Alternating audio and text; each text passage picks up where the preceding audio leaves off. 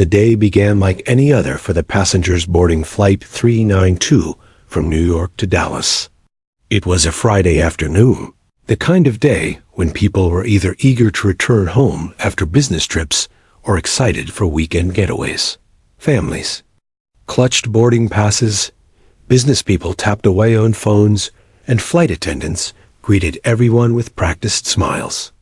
The air smelled faintly of jet fuel, mixed with coffee brewing in the galley. Emily Carter, just 12 years old, was one of the youngest passengers on board. She walked beside her father, gripping his hand tightly as they found their seats. Emily's eyes always wandered in airports.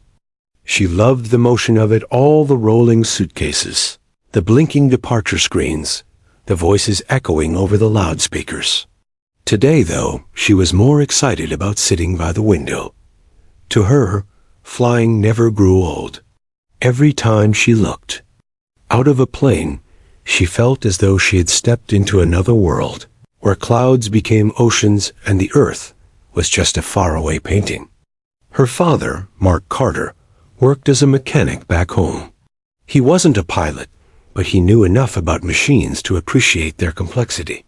He smiled as Emily pressed her forehead against the window, whispering to herself as the engines began to hum. Mark adjusted his seatbelt and gave her hand a squeeze. "You ready, Em?" Emily nodded eagerly. "I love takeoff. It's like we're riding a rocket." Around them, the cabin was alive with chatter. 2 rows ahead, a businessman grumbled into his phone about a deal that hadn't closed. Across the aisle, a young mother tried to calm her baby, rocking gently. A group of college students in the back rode over who would get the aisle seat. Everything felt routine, just another flight on a clear afternoon. As the engines roared to life and the plane sped down the runway, Emily felt her stomach drop. She laughed softly, holding her breath until the wheels lifted. The plane climbed into the sky, sunlight bouncing off the wings. The world below shrank quickly, highways turning into lines, houses shrinking into dots. "Beautiful, isn't it?" her father asked. "It looks like a toy city," Emily whispered. She imagined she could reach out and scoop the whole landscape into her hand. For the first hour, everything seemed normal. Flight attendants served drinks, passengers relaxed, and the steady hum of the engines lulled several into naps. Emily flipped through a magazine, though her eyes kept straying back to the endless clouds. She loved imagining shapes in them. A dragon here, a castle there. Then it happened. It began with a sudden jolt, sharp enough to knock a few cups over. Soda splashed onto tray tables, ice cubes bouncing onto the floor. Passengers gasped, heads jerking up. The seatbelt sign flickered. Back on, though most were already strapped in. Emily gripped her armrest, startled by the sudden movement. "What was that?" she asked, eyes wide. Her father frowned. "Could be turbulence. Stay calm." Another jolt shook the plane, harder this time. Overhead bins rattled, a few latches popping open as bags shifted inside.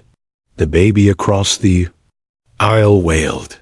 Flight attendants hurried down the aisle, their forced smiles cracking under the strain of keeping everyone calm. Then the captain's voice cut in, sharp and uneasy. "Ladies and gentlemen, we are experiencing a technical malfunction. Please remain seated. Keep your seatbelts fastened. We'll update you shortly." His voice sounded strained, even rushed. Before the intercom abruptly went silent. The cabin filled with whispers. Some passengers tried to laugh it off. Others gripped their seats tightly. Emily felt her pulse quicken. She'd flown many times, but she had never heard a pilot sound. Afraid. The plane dipped suddenly, sending stomachs flipping. Trays slid forward. Cups spilled onto laps, and passengers cried out. The attendants hurried back toward the cockpit, whispering urgently to each other. Emily turned to her father, clutching his arm. "Dad, what's happening?" Mark's jaw tightened. He had flown often enough to know turbulence from something worse. I don't know, Em. Just stay calm. A minute later, gasps erupted near the front. The cockpit door had swung open, something that rarely happened mid-flight. Through the narrow gap, Emily caught a glimpse. Both the captain and co-pilot were slumped forward in their seats. One attendant screamed for help, her voice breaking. "Someone, please. They're not responding." Passengers froze. The words settled over the cabin like ice. 220 souls in the air, and the people responsible for flying them were unconscious. The attendants rushed forward, tugging at the pilots, shaking their shoulders. No response.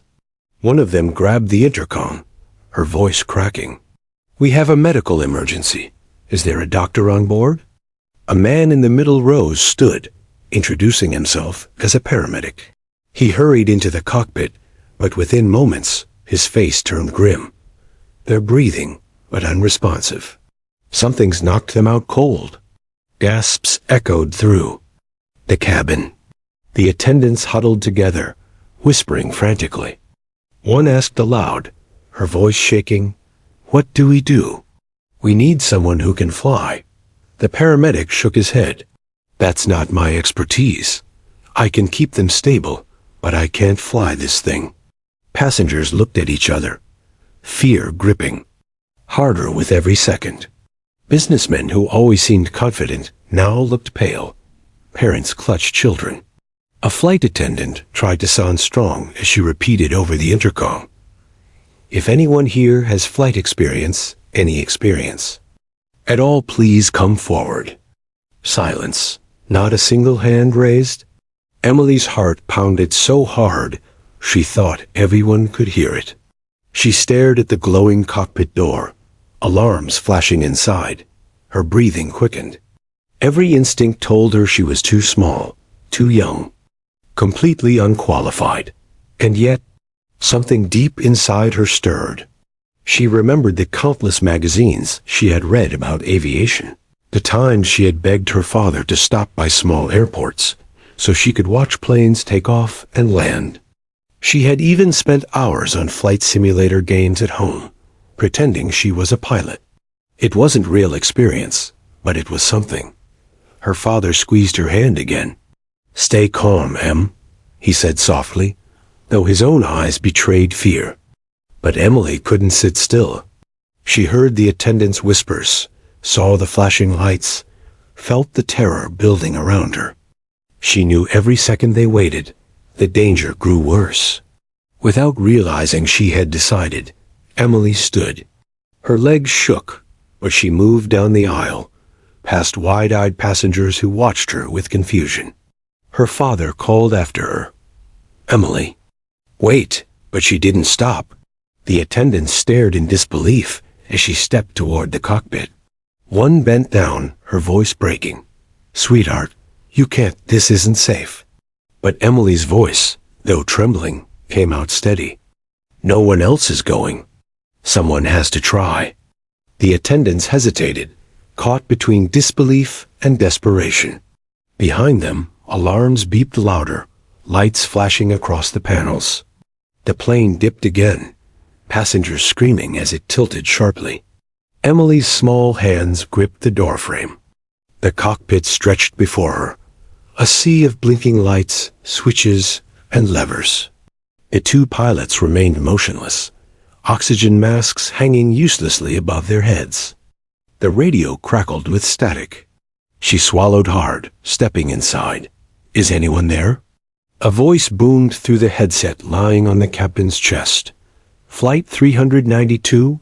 Do you read me?" The attendants looked at each other. The paramedic shook his head helplessly. Emily reached for the headset, her hands trembling as she slipped it over her head. Her voice shook as she spoke, barely more than a whisper.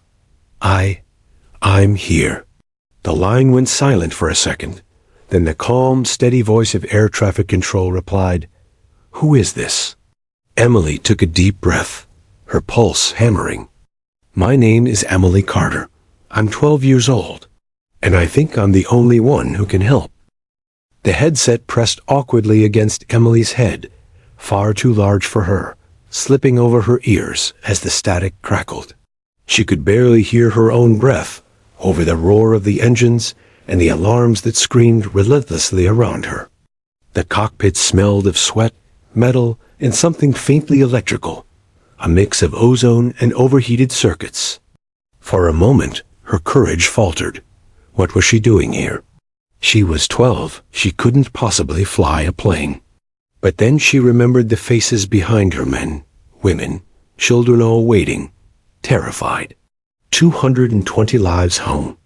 In the balance, Flight 392, come in.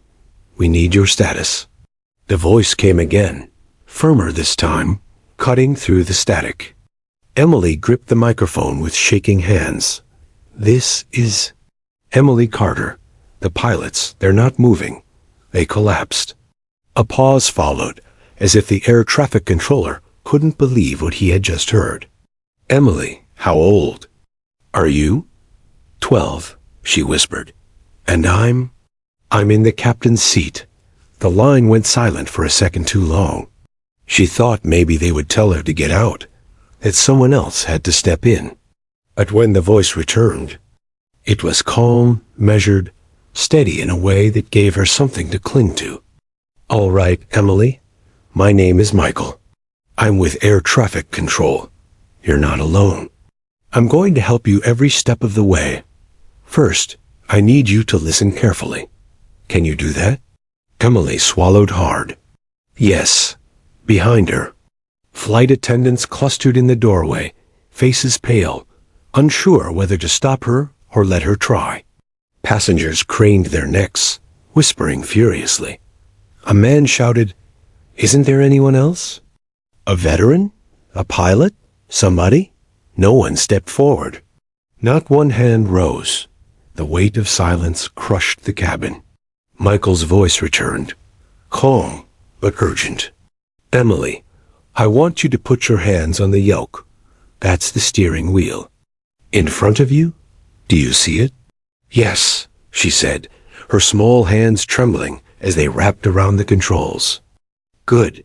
The plane is going to feel heavy, but don't fight it too much. Just keep it steady.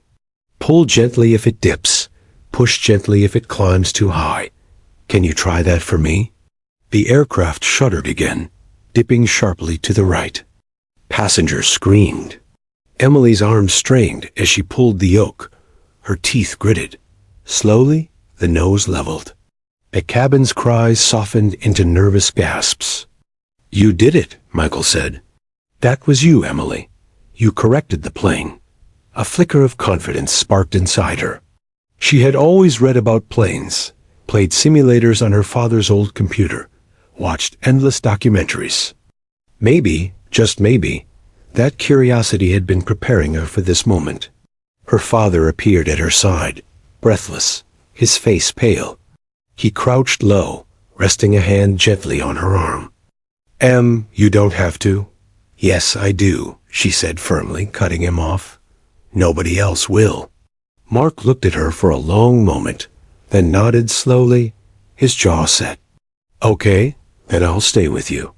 Michael's voice came again. Emily, listen. You're flying a Boeing 737. It's big, but it wants to fly straight. Trust it. Now look at the panel in front of you. Tell me what you see. Emily scanned the glowing lights, the forest of switches and screens. Her eyes darted nervously. There's numbers everywhere. Some are red, some green. Altitude says 31,000.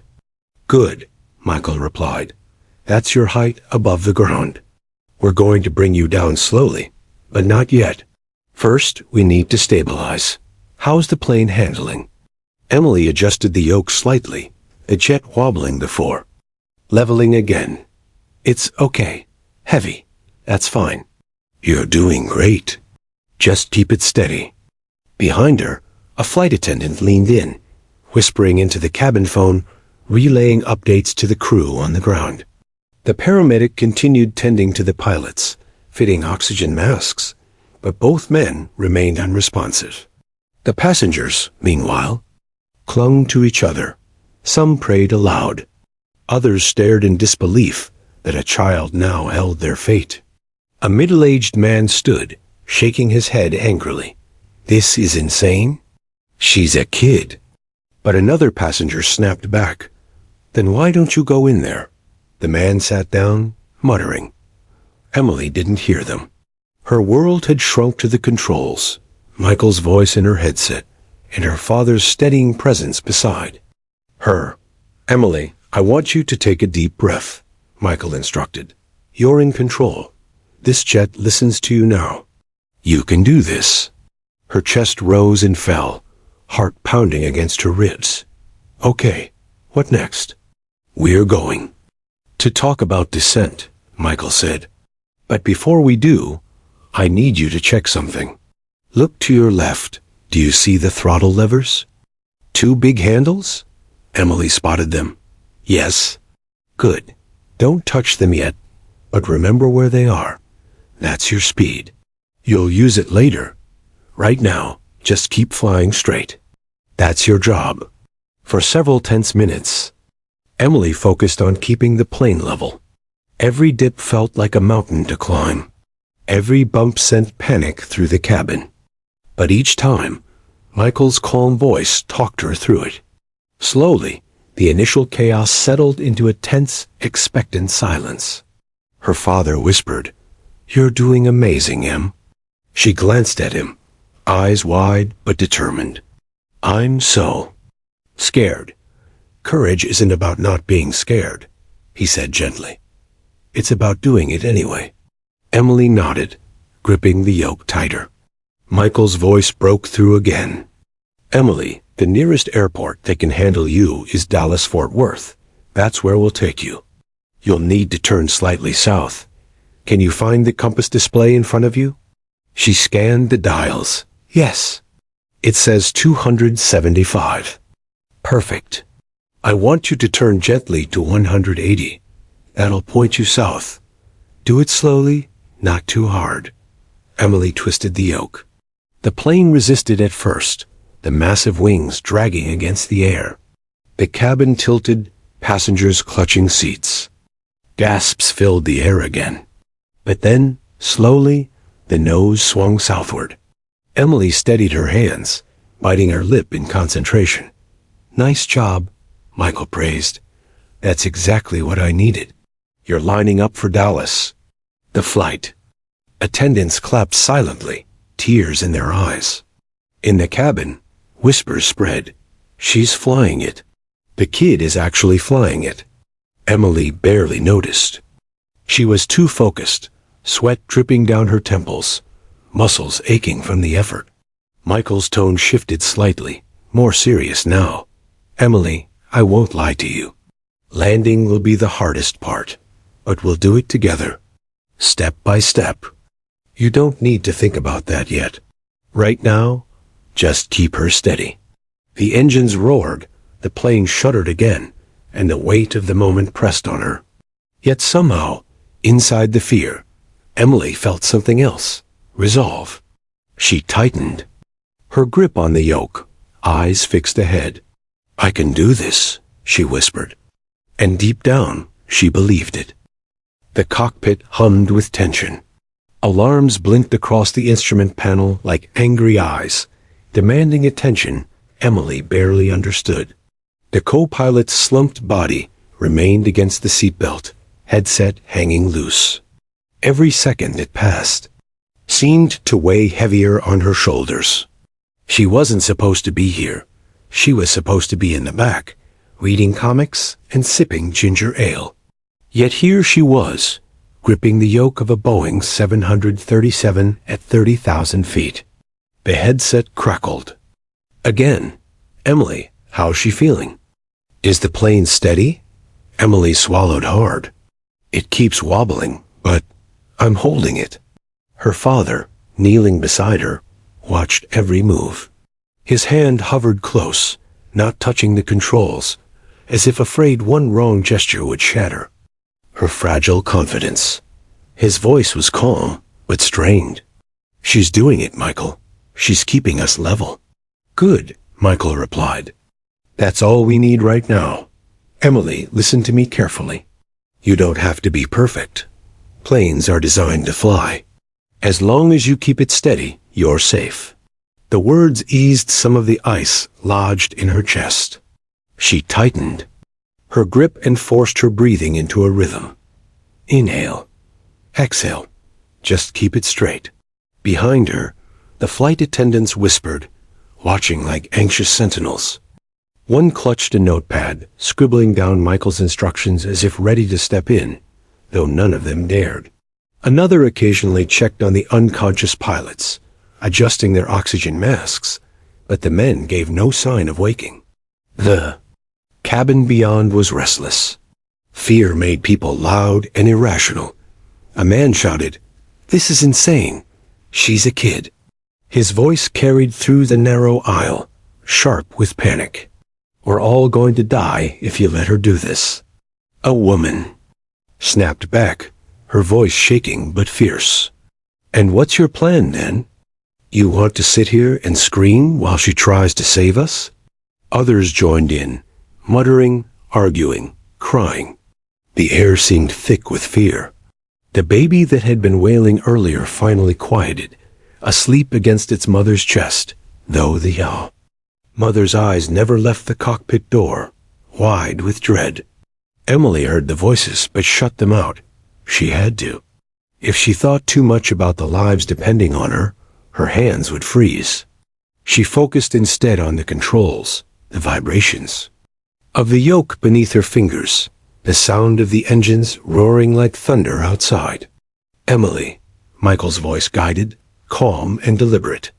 "We need to talk about descent soon. But first, I want you to look at your main screen, the one right in front of you. Do you see a line that looks like a horizon?" She leaned forward, scanning. "Yes, there's a line across it. The plane's little triangle is above it. Perfect. That's your attitude indicator. If the triangle stays level with the line, the plane flies straight. If it tilts, the plane tilts. That's your best friend right now." Emily focused on the screen, easing the yoke as the triangle dipped slightly. The nose leveled. "That's it," Michael encouraged. "Keep her level. You're doing great."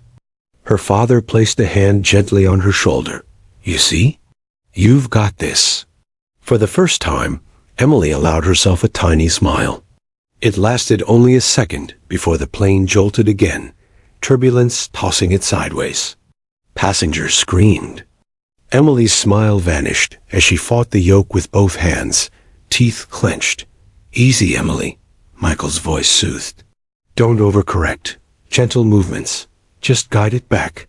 She pulled slightly, the wings leveling though her arms trembled from the effort. "It's so heavy," she panted. "It'll feel that way," Michael said. "But you're stronger than you think." Mark leaned close. "Remember how you ride your bike when the wind pushes you sideways? You don't jerk the handlebars. You just lean steady." Emily nodded, applying the same idea, easing the yoke with smoother motions. Slowly, the turbulence passed. The plane steadied again. In the cabin, passengers who had braced for a dive began unclenching hands from armrests. A murmur rippled down the aisle. She fixed it? She actually fixed it. Emily's heart hammered, but her grip steadied. She wasn't imagining things. Anymore, she was flying a plane. "Michael," she asked, voice thin but determined, "what happens if I mess up?" The pause on the line was brief but telling. Finally, his steady voice returned. "Then I'll help you fix it. You're not alone, Emily.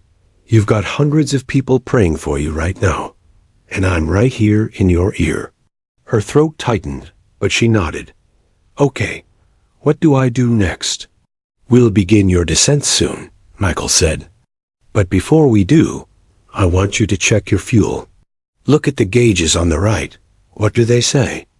Emily scanned the cluster of dials until she spotted 2 needles. "They're both just above halfway." "Good," Michael said.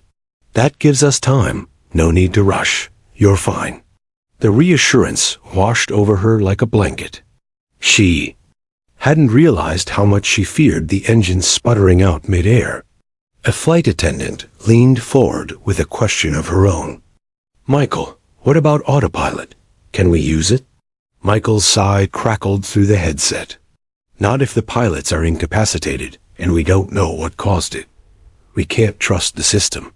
Manual is safer right now." The attendant nodded reluctantly, retreating.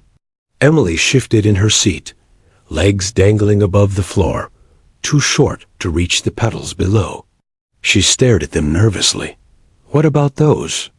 "I can't touch them." "That's okay," Michael assured her. "Those are your rudder pedals.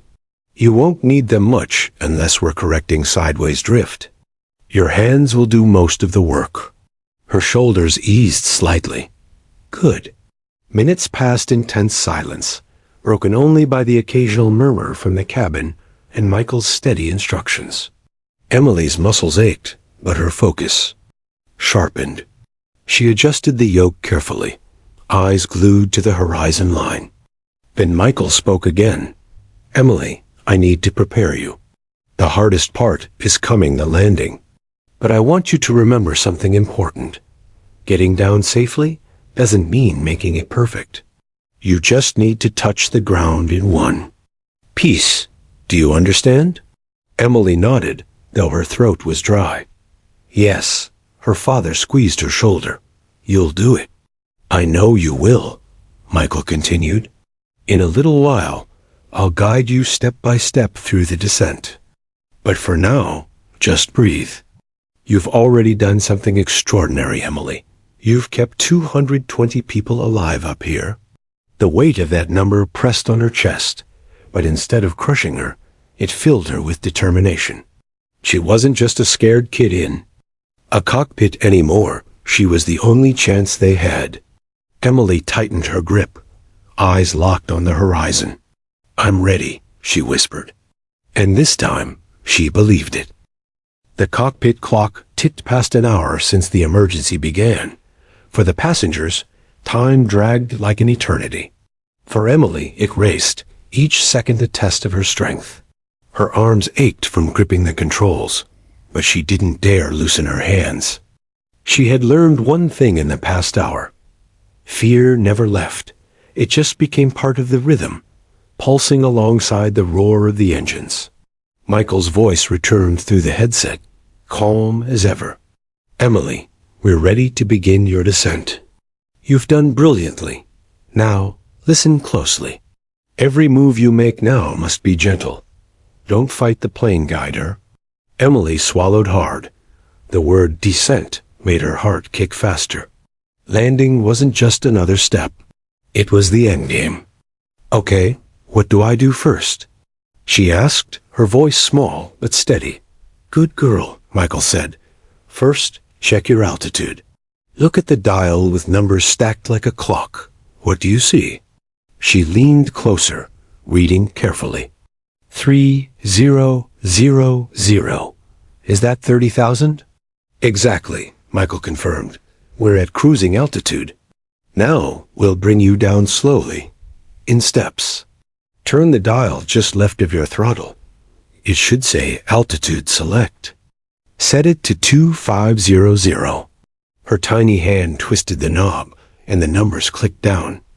"Perfect," Michael said. "Now, gently ease the throttle back, just a little. The plane will start to descend on its own. Don't panic if your stomach feels light." Emily's father guided her hand to the lever. Slowly, she pulled.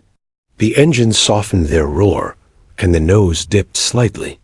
Her stomach fluttered, like the first drop of a roller coaster. The altimeter needle began to fall. From the cabin, a collective gasp rose.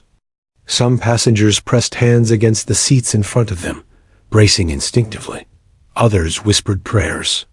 The realization hit everyone at once. They were going down one way or another. "Emily," Michael said gently, "tell me how it feels." She clutched the yoke tighter. "Like it's sliding down a hill, but it's not too bad." "That's exactly right," Michael encouraged. Now, just keep it steady. Don't pull unless I tell you. You're in control." Her father's eyes glistened with pride. He whispered in her ear, "You're amazing." Behind them, one of the flight attendants took the intercom. Her voice shook but carried determination. "Ladies and gentlemen, we've begun our descent. Please remain seated and trust the process. Our pilot in command is receiving step-by-step guidance from ground control." She paused, then added, "We are in good hands." Her words sparked murmurs, some relieved, some doubtful. But even the skeptics fell silent as the plane continued its slow, steady drop.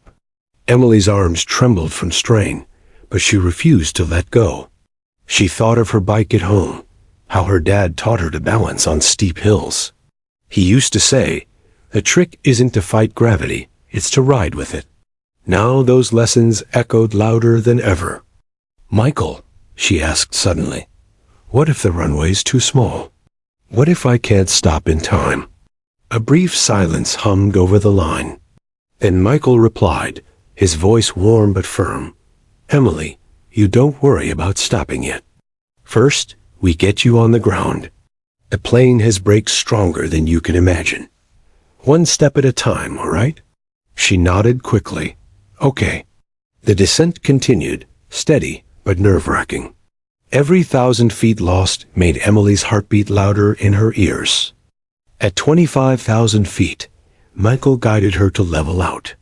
"Ease the throttle forward just a touch," he said. "Hold altitude here while we coordinate your approach." She did as told, relief flickering when the plane leveled again. Down in the cabin, the atmosphere shifted. Families held hands.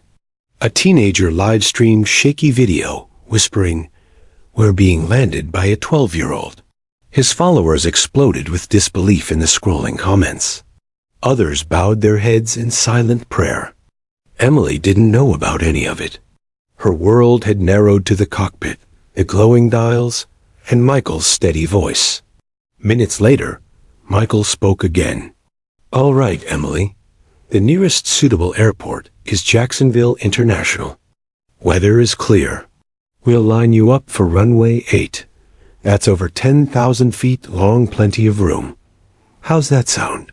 She blinked at the jargon, but clung to the one word that mattered. "Plenty," she whispered. "Good." "Perfect," Michael said. "Now I'll guide you toward Jacksonville. Look to your left. Do you see a compass with numbers spinning slowly?" She squinted. "Yes, it says 0-8-5. That's your heading. Good. We'll keep turning until it reads 080. That'll line you up toward the airport." Emily hesitated. "Turn? With the big wheel?" "That's right," Michael said. "But gently. Just a little pressure left." Her heart thudded. She nudged the yoke left, holding her breath as the horizon tilted. The plane banked slowly, and the compass numbers shifted. Passengers murmured as their drinks slid slightly across tray tables. "That's it," Michael encouraged. "Hold it there. Don't overdo it. Beautiful turn, Emily." Her father squeezed her shoulder, his voice cracking with awe. "You're flying this jet like you were born for it." The turn completed, and the plane straightened. Emily let out a shaky laugh of disbelief. I really did it."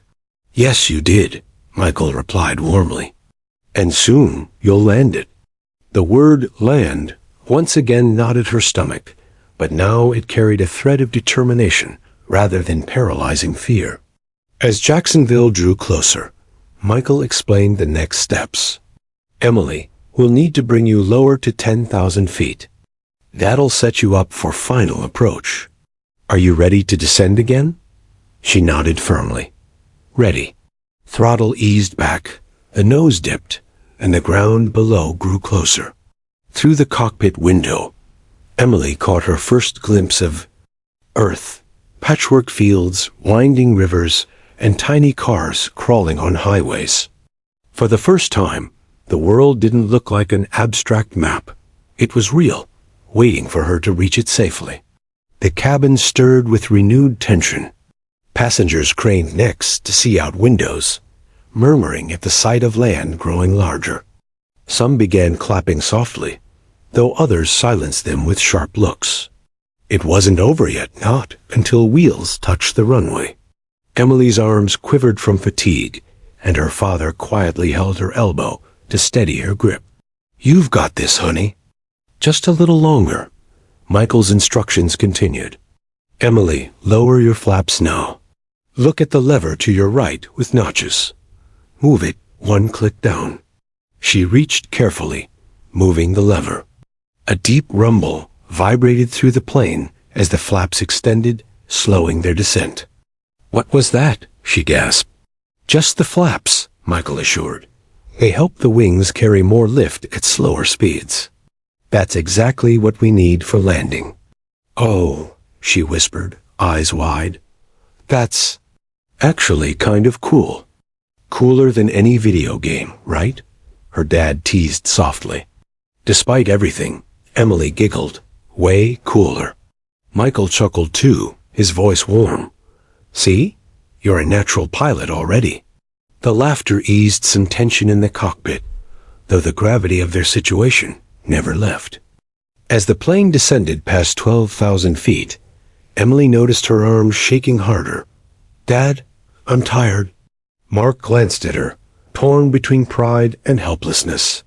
He whispered urgently into the mic, "Michael, she's exhausted." Michael's reply was gentle but firm. "I know.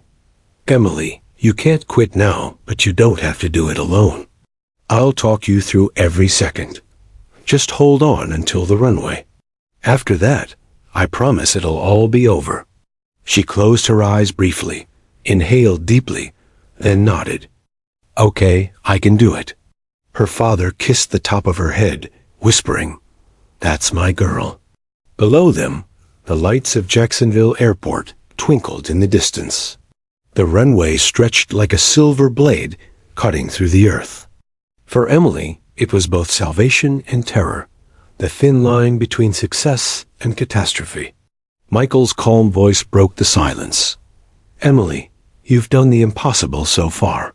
Now comes the hardest, bravest part. Are you ready for final approach?" Emily's hands tightened on the yoke. Her voice shook, but she answered with certainty. "Yes, I'm ready." The descent was no longer just numbers on a dial. It was real. The ground was rising to meet them. And in that moment, every soul on board understood this child was their only hope. The runway lights glimmered ahead like a string of pearls laid out on dark velvet. For Emily, they seemed impossibly far away, yet terrifyingly close. Her small hands gripped the yoke tighter, sweat dampening her palms.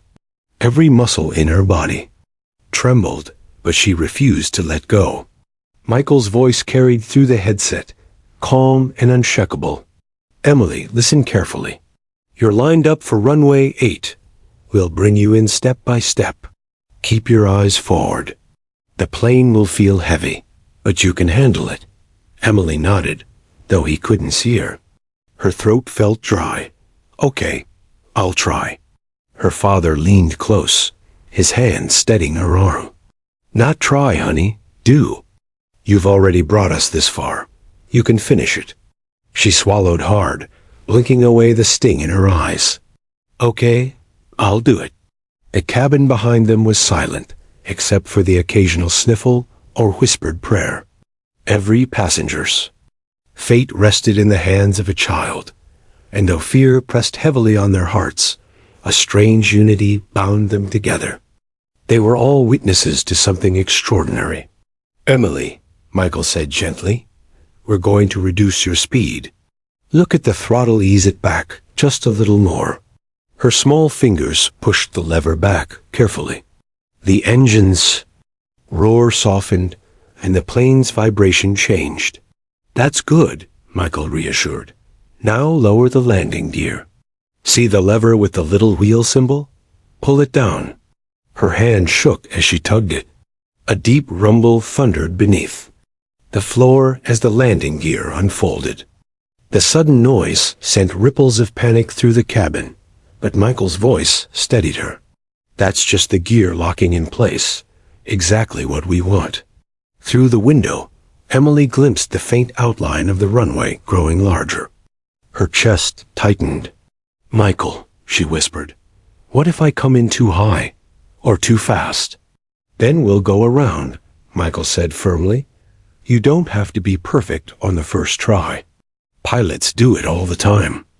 If it doesn't feel right, I'll guide you back up and we'll try again.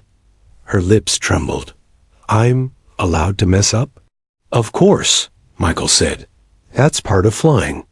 You'll get another chance. But from where I'm sitting, you're doing everything right. Those words gave her a flicker of courage. She sat taller, adjusting her grip on the yoke. The airport tower crackled into Michael's headset. Control. Confirm that aircraft is being flown by. A minor? Michael's tone was clipped but unwavering. Affirmative. She's handling descent under direct instruction. Runway 8 must remain clear. A pause followed, and the tower responded, understood. All traffic diverted. Runway 8 is yours. In Jacksonville, news cameras had already gathered near the airport fence. Emergency vehicles lined the runway. Red and blue lights flashing in anticipation. Thousands watched the sky, waiting for the sight of the approaching jet. The story had spread beyond the passengers. It was already becoming legend. But inside the cockpit, none of that mattered. For Emily, there was only the runway.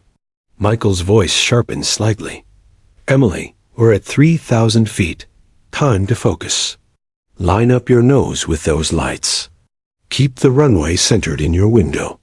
Don't chase it, just guide gently. Emily's eyes narrowed, locking onto the glowing strip. Her arms quivered as she nudged the yoke left, then right, trying to keep the nose steady. The passengers felt the adjustment's slight dips and sways, but no one complained. They clutched armrests, knuckles white, trusting the child more than they thought possible. Her father whispered encouragements in her ear. That's it, nice and steady. You're holding us together, Emily. At 2,000 feet, turbulence jolted the plane. It shook violently, making drinks tumble from trays and passengers gasp.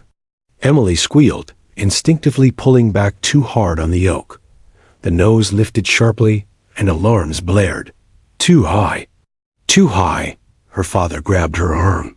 Easy, don't yank. Emily's chest heaved, panic rising. I missed it. Up, we're gonna fall. No, Michael barked, his voice cutting through the chaos. Listen to me, Emily. Relax your hands.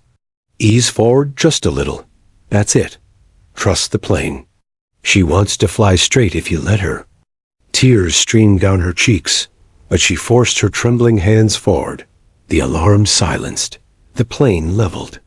The passengers erupted in nervous applause, though it faded quickly into tense silence. See? Michael soothed. You corrected beautifully. That's what real pilots do. Mistakes happen. It's how you fix them that matters. Emily sniffled, wiping her sleeve across her face. I'm still okay. You're more than okay, Michael said warmly. You're ready. The ground loomed closer now, trees. Rooftops, the glow of highway lights. At 1,000 feet, the runway stretched directly ahead, luminous and steady. Emily, Michael's tone grew firm. This is it. Final approach. You're lined up perfectly. Keep your eyes on the end of the runway. Don't look at the ground rushing by, look at where you're going. She nodded, hands locked in place. The roar of the engines deepened as she held her course. Her father's voice cracked. You've got us, sweetheart. Just bring us home. At 500 feet, the cabin grew eerily quiet. Even the children stopped crying, as if sensing the gravity of the moment. Every soul on board leaned forward, bracing. Emily's voice trembled. Michael, how do I put it down? Gently, he replied. Ease back just before the wheels touch. Not too much, just enough to let the plane kiss the runway. She do the rest. Her lips moved silently, repeating the words to herself. Ease back, kiss the runway. 200 feet. The runway lights streaked brighter, filling the windows. Steady now, Michael urged. Almost there. Her arms shook violently, exhaustion threatening to betray her. Her father held her elbow, whispering, Steady, Emily. You're almost. There. 100 feet. The passengers gripped seats. Some closed their eyes. Others watched with bated breath. 50 feet. The plane roared forward, nose aligned with the glowing strip. Ease back, Michael commanded. Emily pulled gently, heart hammering. The nose rose slightly. The runway rushed beneath them. And then, THUD, the wheels slammed hard against the tarmac, bouncing the plane back into the air. Gasps and screams filled the cabin. Emily cried out. It bounced. Hold steady, Michael barked. Don't fight it. Let it settle, ease back just a touch more. The plane dropped again, this time landing with a bone-rattling thud. Tires screeched, smoke billowed from the friction, and oxygen masks swung wildly overhead. Emily clutched the yoke, tears streaming. It's not stopping. Brakes now, Michael ordered. Look down, pedals at your feet. Push hard. Her tiny shoes stomped on the pedals. The jet roared as reverse thrusters engaged, engines screaming in protest. The cabin jolted forward, passengers thrown against seatbelts. The runway lights streaked past, faster than Emily could think. Her father pressed down on the pedals with her, shouting, Push, Emily, push. Metal groaned. Tires screeched louder. The plane slowed inch by inch, fighting momentum. Emergency vehicles chased alongside, sirens wailing. At last, after what felt like forever, the jet lurched to a halt halfway down the runway. Smoke curled from the wheels. Silence swallowed the cabin. For a heartbeat, no one moved. Then thunderous. Applause and sobs erupted, shaking the cabin. Strangers embraced. Flight attendants wept openly. Parents clutched their children as if never letting go again. Emily slumped forward, sobbing uncontrollably. I did it?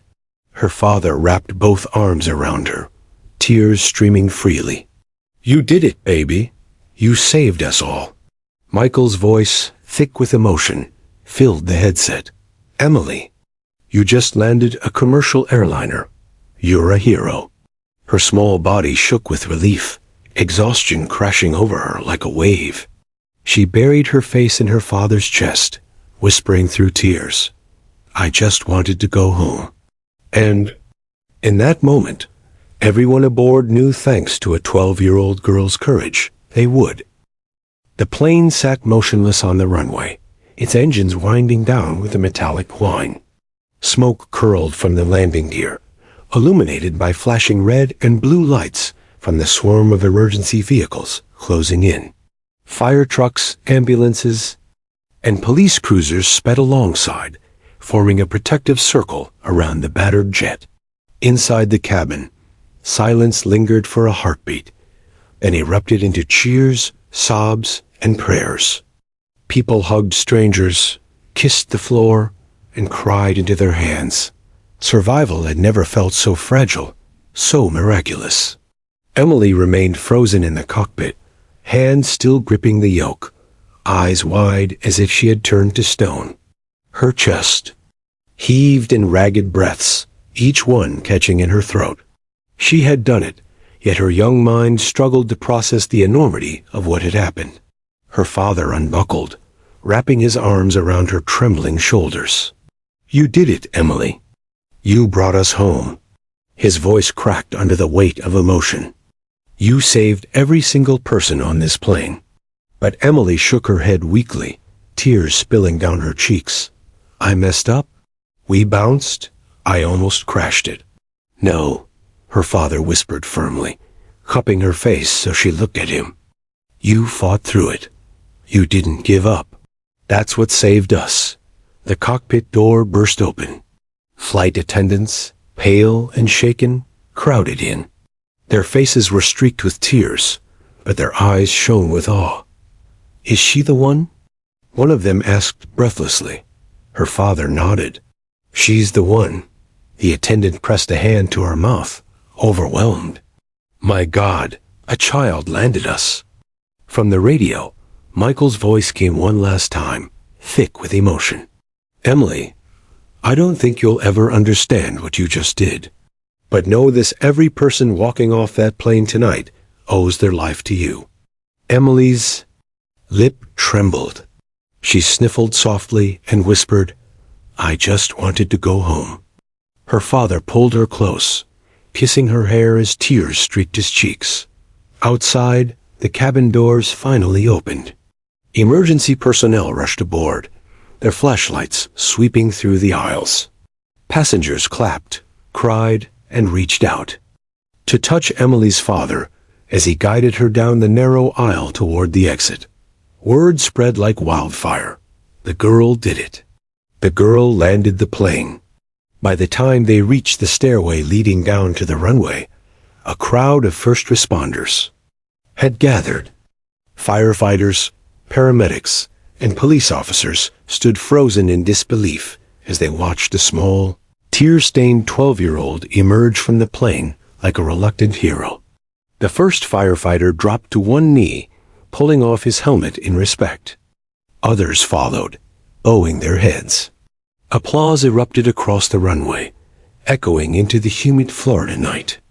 Emily clutched her father's hand tightly, shrinking back against him. Why are they looking at me? She whispered.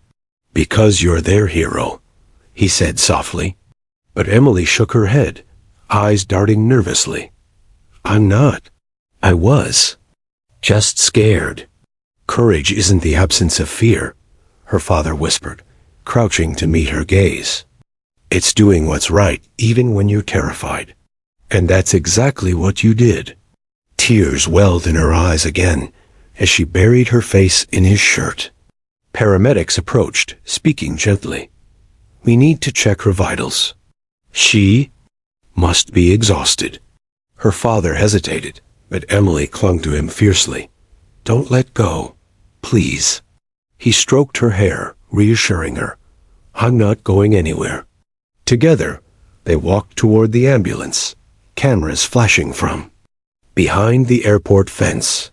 News crews had already gathered, capturing every step. Across the country, live broadcasts interrupted regular programming, airing shaky footage of the girl being escorted under floodlights. Her face, pale and tear-streaked, was already seared into the national memory. Inside the terminal, passengers poured through the gates, greeted by loved ones who had rushed to the airport when news spread. Families reunited with sobs and embraces, many pointing back toward the runway, telling the same story over and over. A little girl saved us. Reporters scrambled for interviews, but most passengers refused, shaken by the ordeal. They pointed instead toward the ambulance where Emily sat with her father, shielded by paramedics. On the tarmac, Michael finally left the control tower, sprinting to the runway. He reached the ambulance breathless, his uniform soaked in sweat. Where is she? He demanded. A paramedic gestured toward the open back doors. Inside, Emily sat on the edge of the cot, holding her father's hand tightly. Her face was pale, her eyes red, but she was alive. Michael approached slowly, almost reverently. When their eyes met, Emily blinked as if unsure who he was. You're the voice, she whispered. He smiled softly, crouching down. Yeah, I'm the voice. And you? You're the bravest pilot I've ever known. Emily looked down, fidgeting with her hands. I was so scared. I thought I was going to crash. Michael shook his head firmly.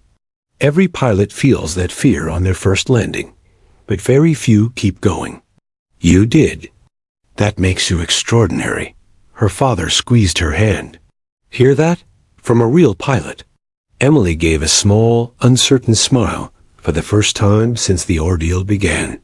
Behind them, cameras flashed as journalists shouted questions from a distance, but security kept them at bay.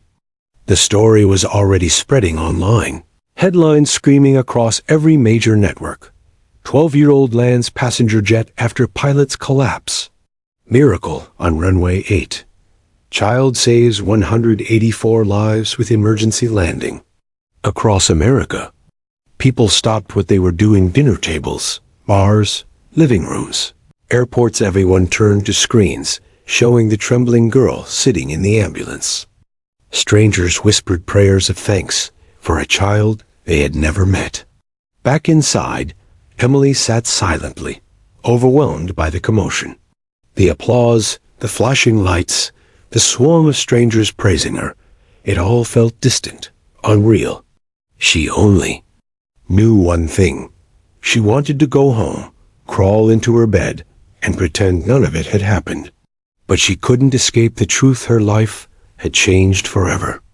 Hours later, after medical checks and endless questions, she and her father were finally escorted into a quiet room at the terminal.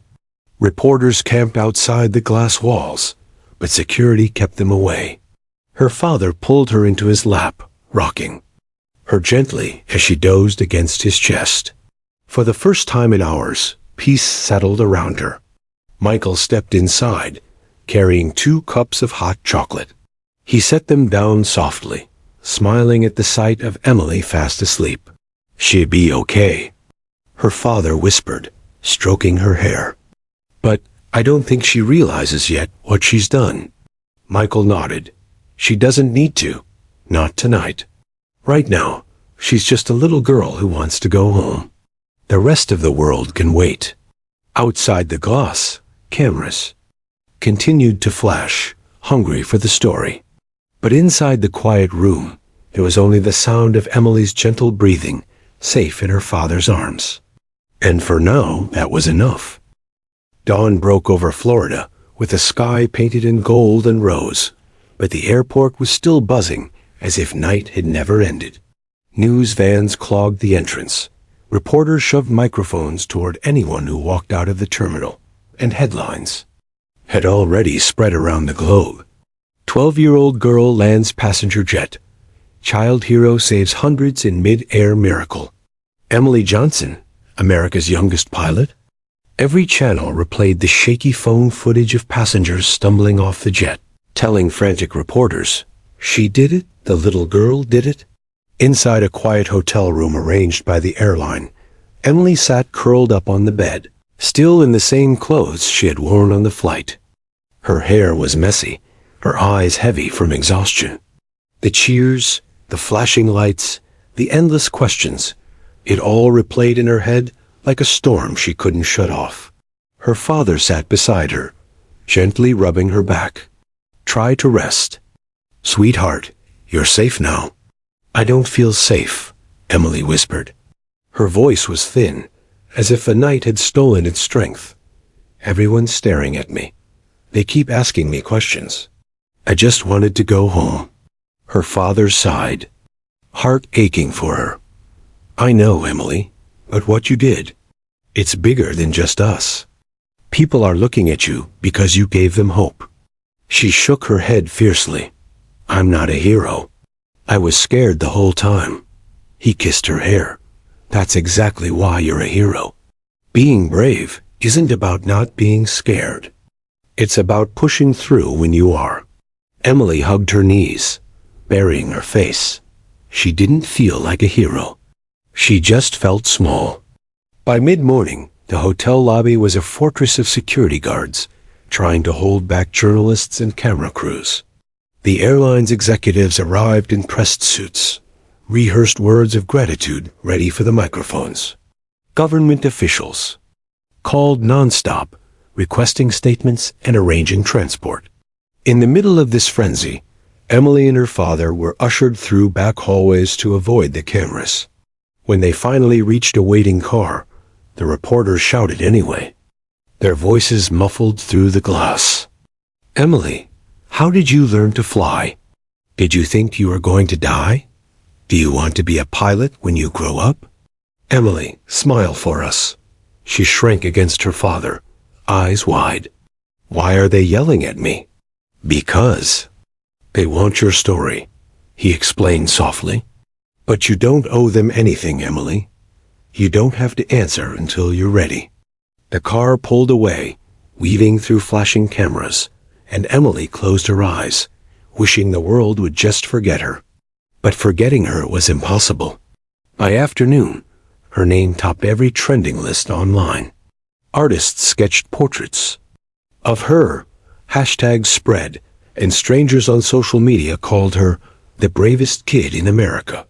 Morning shows replayed animations of the flight path, dramatizing how a child had gripped the controls while voices from the tower guided her.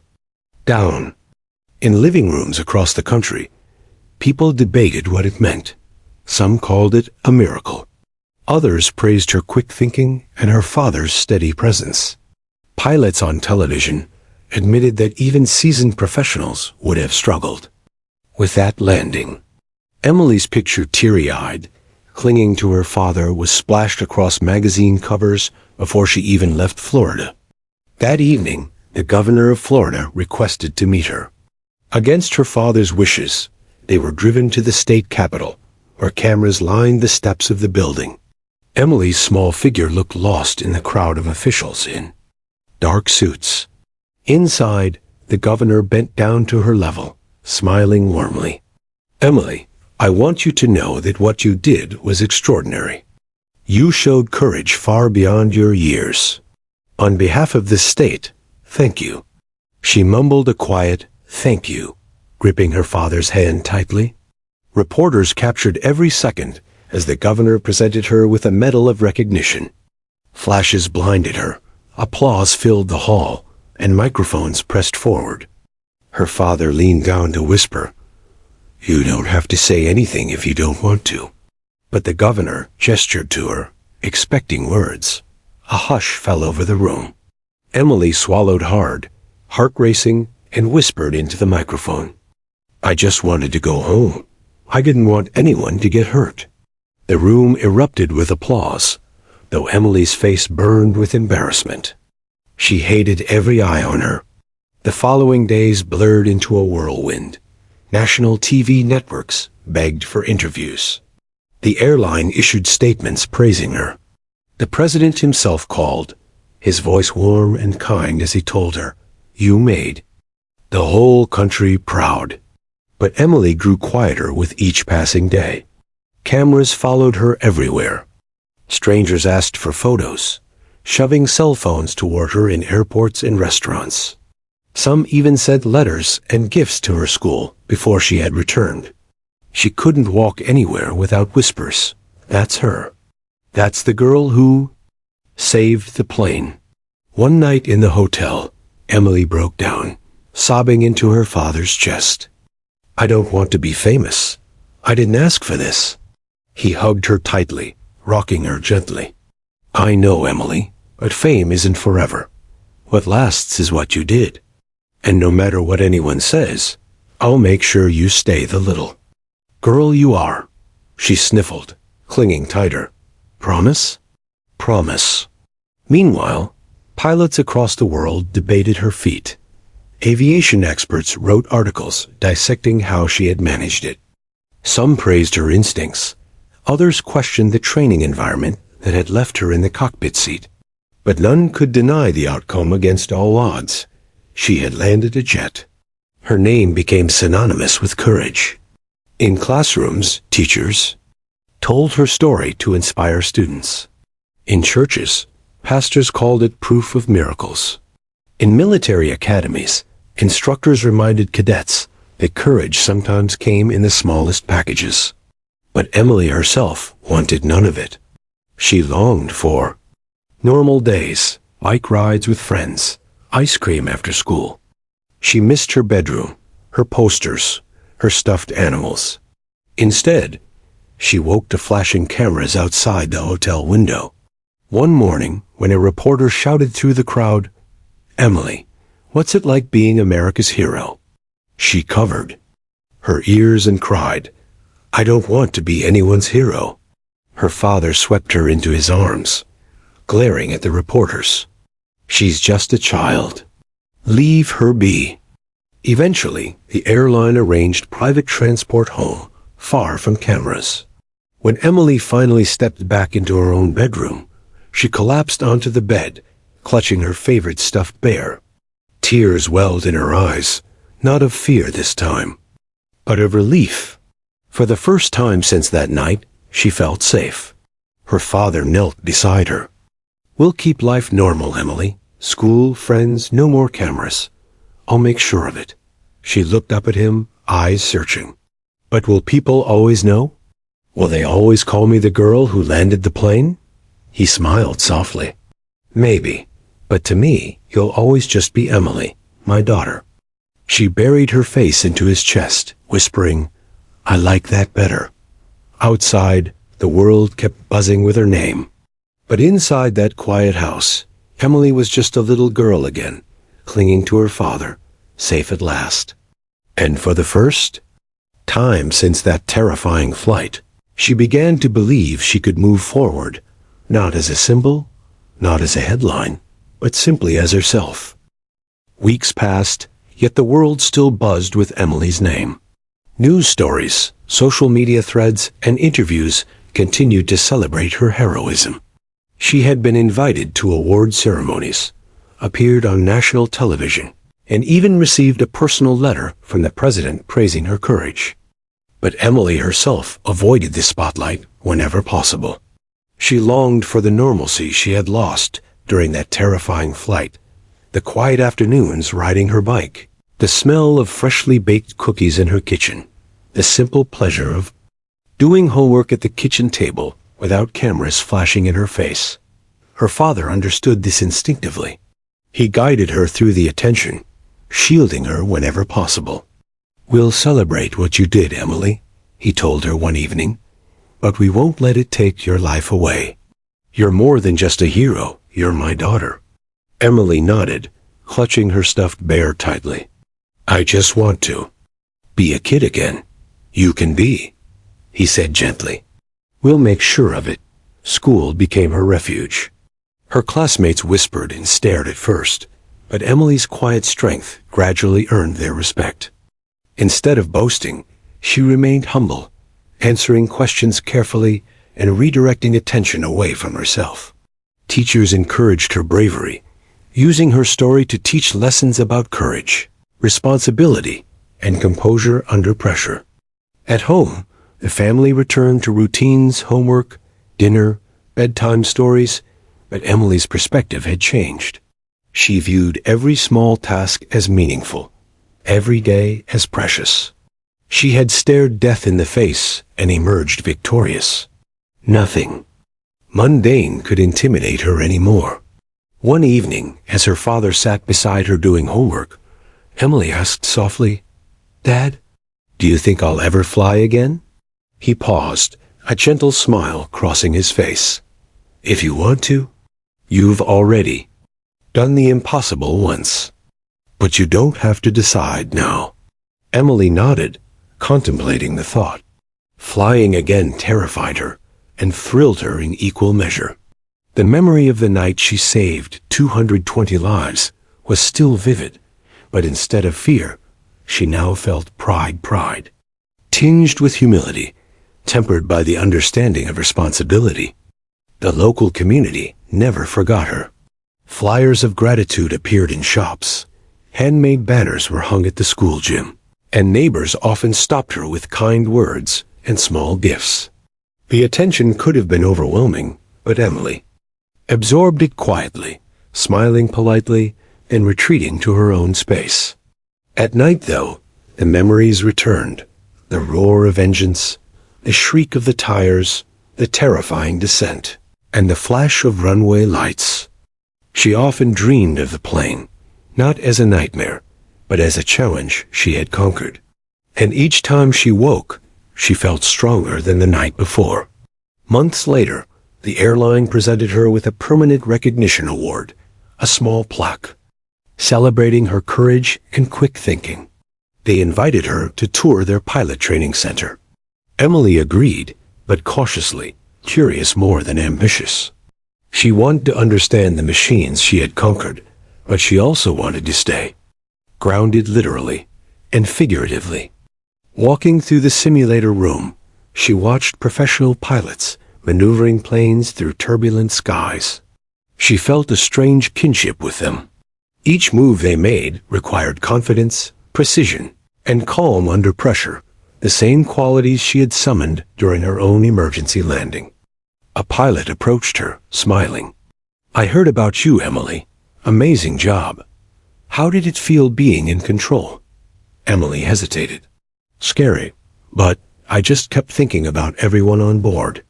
I couldn't stop thinking about them." "That's a mark of a true pilot," he said sincerely. "Caring for the passengers, keeping calm, thinking ahead. You had more courage than most adults would have in the same situation." Emily smiled faintly, feeling a quiet pride well up inside. She realized that heroism wasn't about fame or applause.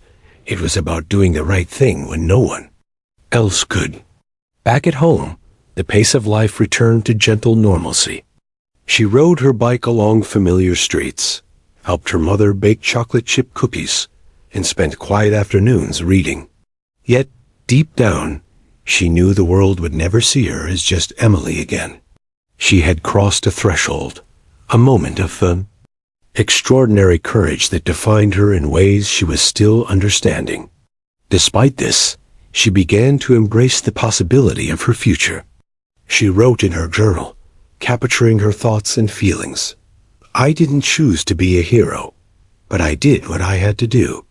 And if one day I fly again, it won't be for fame.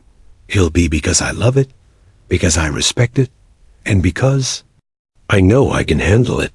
I am scared sometimes, but courage isn't about being fearless. It's about acting even when you are." Her father read the journal one evening and hugged her tightly. "You're wise beyond your years," he said. Emily blushed. "I just learned from that night. I had no choice but to pay attention and stay calm. It wasn't wisdom, it was survival. You've got both now," he said softly. As Emily grew older, the experience continued to shape her. She remained humble, often deflecting praise, insisting that it was teamwork, guidance from the tower, and sheer luck that had saved the plane. Yet, those who knew her best recognized her quiet strength, her ability to remain composed under pressure, and her empathy for others, a strength born in the crucible of a single extraordinary night. Her story spread across generations. Schools used it as a teaching example. Museums displayed models of the aircraft she had landed, and pilots sometimes invited her to speak about her experiences. Each time, Emily approached it with humility, always emphasizing responsibility, courage, and calm rather than her own fame. One day, years later, she returned to the very airport where it had all happened. She stood at the edge of the runway, watching planes lift into the sky. Memories of the night returned: alarms, panic, triumph, but instead of fear, she felt gratitude. Gratitude for life, for her family, and for the opportunity to rise above fear when it mattered most. A small crowd recognized her as she walked by. Emily, the girl who saved the plane. She smiled gently and waved, then turned to her father, whispering, "I'm not that girl anymore. I'm just me." He nodded. "And that's exactly who should be." Looking up at the endless sky, Emily felt a quiet sense of peace. She had faced terror, taken responsibility, and found courage beyond her years. The world would always remember her for that night, but she would remember the lessons she had learned, the lives she had touched, and the strength she had found in herself. And in that reflection, Emily discovered a truth more powerful than fame, applause, or recognition. Courage is timeless, and sometimes the smallest among us carry the greatest power. The world had seen her act as a hero, but Emily knew quietly in her heart, that the real victory had been learning to live fully, bravely, and humbly ever after.